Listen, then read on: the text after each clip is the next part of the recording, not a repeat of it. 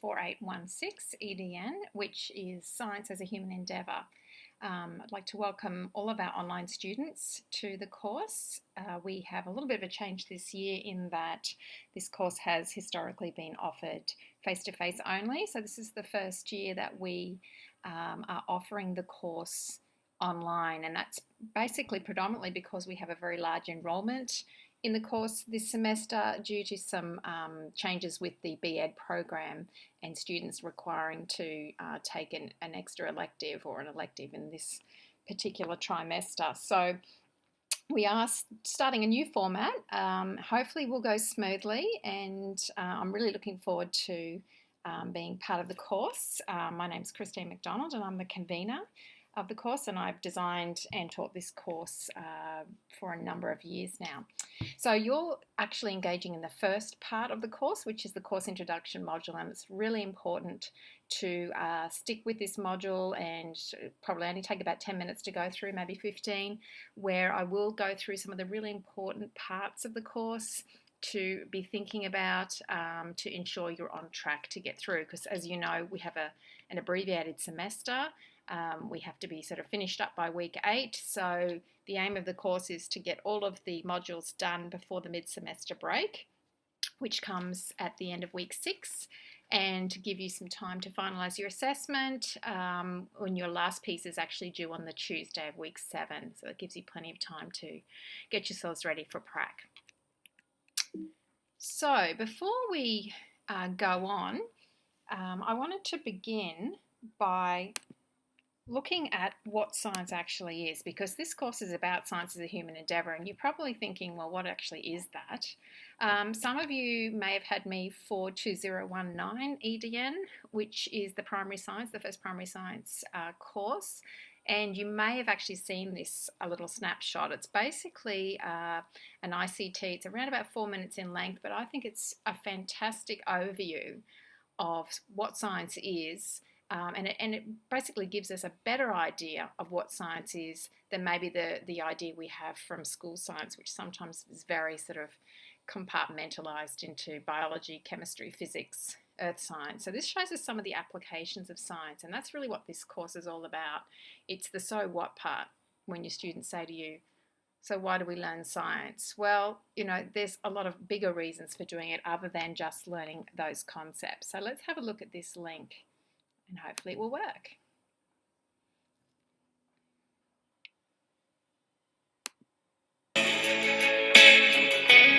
This is the next century, where the universal spring, you can find it anywhere. Yes, the future's been sold every night we're gone. Karaoke songs, how we like to sing along, though the words are wrong. It really could happen. Yes, it really could happen. Days that seem to fall through, you will just let them go.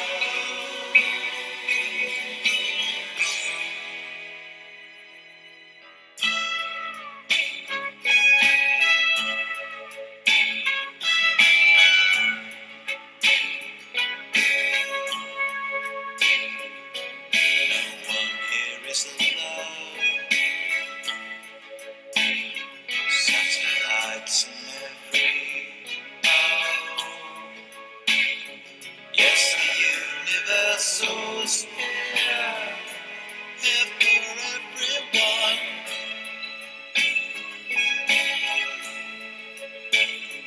Every paper that you read says tomorrow's your lucky day.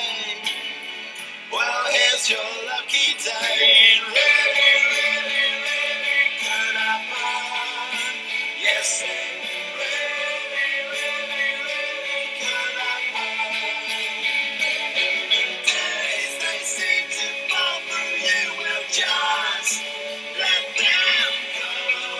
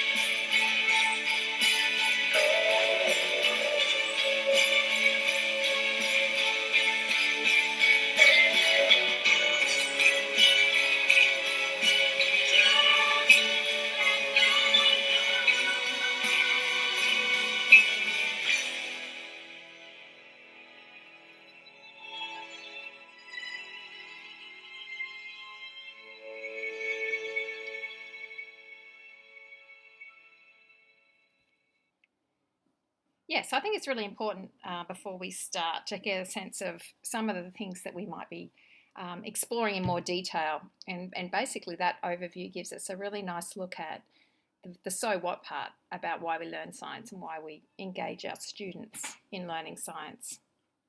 So I particularly like it. So that's me and my contact details. It's kind of weird not being able to stand in front of you to actually see you all, but I did look like that about 10 years ago. But anyway, that's the latest photo I've got, and I'm based at Mount Gravatt campus. I'm available in a number of different ways. I can meet with you in person if you're a local student. If you're a Gold Coast based student, I'm very happy to either speak to you over the phone, or I can do a collaborate session with you, or via email, whatever's going to suit you. The important thing though is to email me anytime that you have a question or a concern, and we will find a way to make that work. Okay, so we're going to go through the actual course profile information.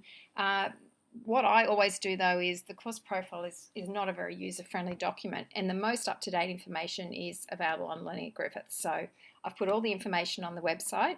The assessment I'll go through in some detail, and let's have a look at that now.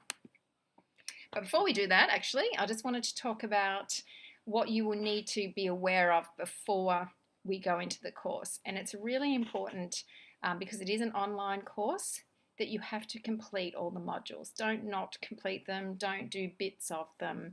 They really are complete packages of everything you need to be successful in the course. So within each of the 6 modules, you will have the package of lecture recordings like this one, lecture PowerPoint slides, all the links to ICTs, all relevant readings, any activities I would like you to complete, links to the assessment, examples of assessment items for your portfolio that you're going to be completing. And note that the assessment in this course does take time, and the course is designed to be a progressive assessment, in that as you complete each module, you will be able to complete the relevant sections of the assessment. So you'll notice that there's a series of online quizzes. They relate directly to modules. So obviously, as you finish the relevant module, do the relevant quiz, okay, because the information's fresh. The other thing to try and do is the components of the portfolio, which we'll go through. They are directly linked again to the modules, so you can actually complete those as you go, which means that towards the end of the course, you're not going to have a great lump of summative work to do. So don't leave it to the end. People that have been successful in the past, and historically people are successful in this course, they do very well because they keep on top of things, they enjoy the content, and they really find it to be very useful. So I am very confident you're going to learn a lot, and also I think you will find you are going to achieve very highly as well. Okay, so let's look at the assessment now. If you go to the assessment tab on Learning at Griffith on the left-hand side and click on that, it will take you to all the information that you need. I've summarised it on these slides, but obviously the task sheets and criteria sheets are on Learning at Griffith, so you'll need to make sure you access those and download them. So the first item is online quizzes, which are worth 20% of the overall mark. Obviously, these are an individual assessment task in that we expect you to complete them individually. They are all due on Friday the 31st of March, which is the end of week 5. Now, although that sounds alarming, the end of week 5 is actually getting towards the end of the course. So they open progressively as the modules become open, and they consist of 10 questions each, and they're multiple choice questions. So you have 3 options that you choose between, and they relate directly to the content of the online modules. So you will only be notified as to your score out of 10 when you finish each quiz, and the correct answers will be made available to you at the end of the course, and that obviously is to minimise the risk of plagiarism between students. So they're really designed, there's no sort of tricks to them. They're very much just simple application and recall questions relating to maybe some readings from a module or course content in the PowerPoint slides themselves. So here are the 4. So the first one's available now, and it relates to the first module, which is Nature of Science. So you can see up here, you'll see when you go into the modules, it'll be Module 1, Nature of Science, and you'll see that it's available now. Next Monday, the second module quiz becomes available, and that relates to the History of Science module, and so on and so forth. You'll see this one here. This one actually covers content in modules 3 and 4. So you're best to wait till you've done both those modules before you do this quiz. Whereas with these ones, definitely try and do the quiz as soon as you finish the module, because that information is going to be fresh. And then the final one relates to the module 5, which is Science and Technological Advances. We also have one more module, module 6, but that does not have a quiz linked to it. Okay, so they're the online quizzes, and the easiest way to get to those is you go onto Assessment on Learning at Griffith, and then you'll see the Assessment tab for the quizzes. You click on that, and then you'll see the quiz lit up or highlighted. So at the moment there's only this one there, but next week there'll be History of Science as well. So make sure you're completing the correct quiz for the correct module too. That's important because you only get one attempt at the quiz, so it's really important to make sure you're doing it correctly. And I think you get 45 minutes, which is lots and lots of time because it's only 10 questions. And have all your notes with you. Have them all organised around you so you can access them. Okay, the second assessment item is the Science as a Human Endeavour Exemplars. Now, this is a 30% assessment. It's actually due last. It's due in week 7 on the Tuesday at 5 p.m. That's to take into account the fact that we have Easter Monday on the Monday. Now, this is actually a group assessment. Now, I've already had some people email me saying, well, how do we do group assessment when it's an online course? Well, there's an assumption that as you have attended your Bachelor of Education face-to-face, predominantly, you will have contacts with people that will be doing this course. So basically, if you don't know of people that are doing the course to form a group of 3, I'm more than happy to help organise that for you. I have obviously the list of people from different campuses, so I can certainly make that information available, but this is a group task and you are marked as working together as a team, so we do need you to do it in the group and not as an individual.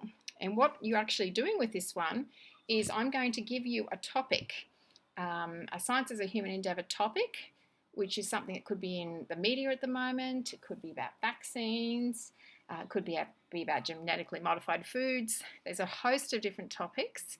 I will allocate you a topic, and that's quite random, that process. And what I want you to do in your group is to conduct some research on that topic, just some general information about the topic, and I want you to design and deliver a 30-minute presentation to provide an overview of that topic to the group. So let's say we were doing this face-to-face, you would have been doing this in front of the class. Okay, so obviously we don't have that option. So what we're going to get you to do is video record your presentation and submit your video as a YouTube file on Learning at Griffith. So we're going to get you, all 3 of you, to make sure you work together and contribute equally to the presentation. We're going to get you to submit a written summary, which is around 500 words on the topic.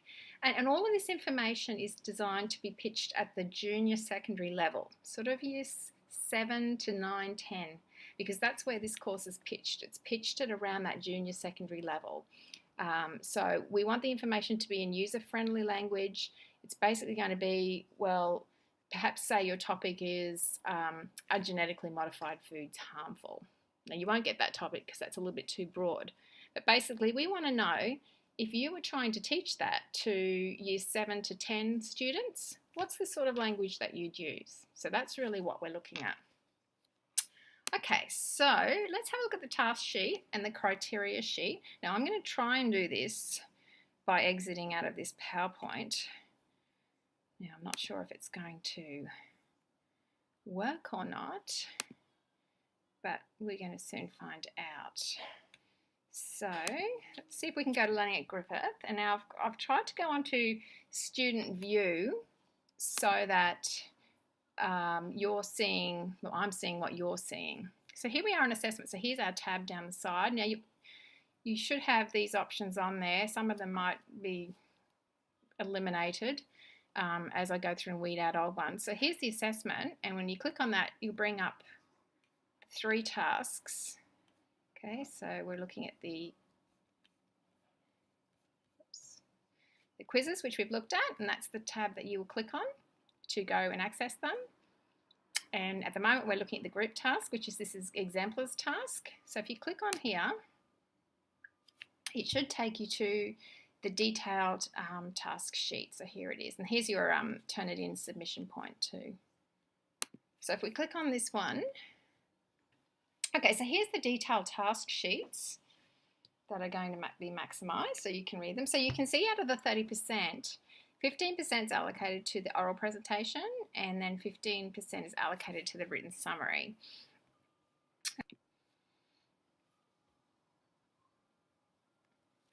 Maybe not. We could be lucky. There it is. Whether I can get back to the PowerPoint will be the other question. Okay, so we talked a little bit about the sort of overview. And here you see the specific guidelines. So really there's no reason why you should have any questions. I mean, you're welcome to ask them, but everything's very sort of stepped out for you. So the most important thing here is that you need to form a group with 2 other students. So by week 4, I will be prompting you to provide those details to me via email, and it's really important to contact me prior to week 4 if you're having any difficulties, all right, so I can put that into place for you. Then I will make sure you have your topic provided by the end of week 5. You're going to conduct some background research on your topic. I'm happy for you to use internet resources as well. This is not going to be the sort of assessment task where you have to go in and use just academic sources and journals. Really, it's a user-friendly summary. So you have a 500-word summary of your topic. I'd like you to get some links to different resources, like some little websites, or if you find books that are quite useful that link to the topic, and ensure that you include those. You list those down on your summary. So here's the part I was talking about. So ensure your summary is written to enable a junior secondary science teacher, so years 7 to 10, understand and implement the information effectively. So the best way to think about that is, if you were teaching up into years 7 to 10 and a teacher said to you, I need you to take my class today, we're going to be looking at GM foods, here's a summary. So you could actually take that document and use it. So think about it in that way. So you're going to prepare a PowerPoint presentation to provide an overview or topic to the class. So that will help to structure your 30-minute presentation. So lots of people put in little clips and animations, little role plays to effectively deliver that information. So obviously you're going to be assessed on your presentation skills, and as you are nearing the end of your degrees, we're sort of expecting now that those skills are going to be starting to be pretty well developed. So you're going to be working professionally as a teacher. You need to make sure that you are confident and effective in your presentation skills. So we want to make sure that's showcased. So all group members need to contribute equally. It doesn't mean that you each take a 10-minute slot. Make sure you're interactive throughout your presentation. So if you have any problems with group members not contributing, you need to let me know early because you all get the same mark. So we need to make sure that everybody plays their fair part. This is really important. You need to organise a time to video record your presentation.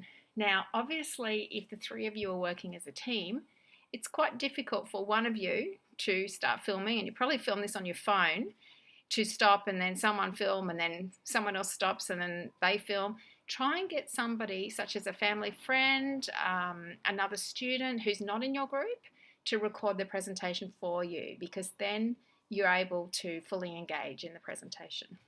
If you've got any problems with how to record the presentation and upload it to YouTube, please contact me about that. So you do need to upload your video to YouTube, and please don't give me the whole YouTube, don't give me the whole video, just give me the URL. So YouTube will provide you with that address, and you just include that with your written summary. You don't try and send me a large video file. So don't upload the actual video to Learning at Griffith. It'll absolutely completely just not enjoy that. Okay, so make sure you keep a copy though of your file if anything happens. Okay, so you're going to submit your written summary with your URL address on it, and also your PowerPoint slide handout, just the PDF of that. So don't give me the whole PowerPoint. Okay, criteria is here, and you can see what I'm looking for, and the actual sheets are here as well to give you an idea of what I'm looking for. So to see if you want to try and get outstanding up in this sort of left-hand side, this is kind of what you need to do. All right, so it's quite clear what's required. So that's the exemplars. All right, and here's where you put your names, student numbers, and you get some feedback on that. So we are going to try and go back.